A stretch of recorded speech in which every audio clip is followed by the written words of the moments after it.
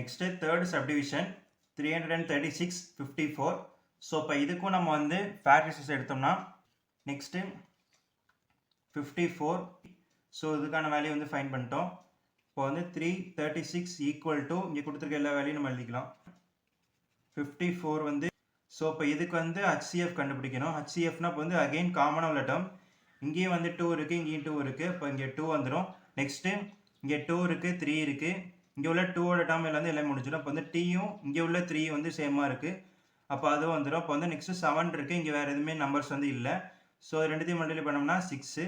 இப்போ வந்து எல்சிஎம்னா காமனாக உள்ள டேர்ம்ஸ் வந்து நம்ம வந்து அதை வந்து ஒன்றா கன்சிடர் பண்ணிப்போம்.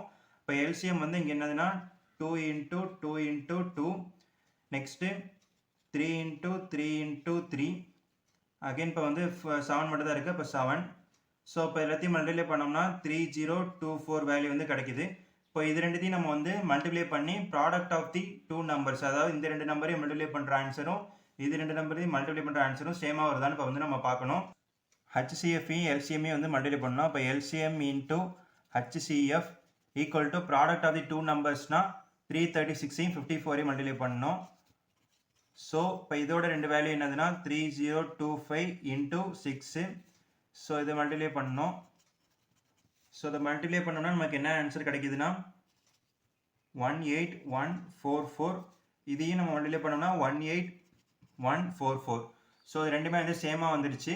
அப்போ நான் வந்து இது வந்து LCM into HCF வந்து equal to product of the 2 numbers.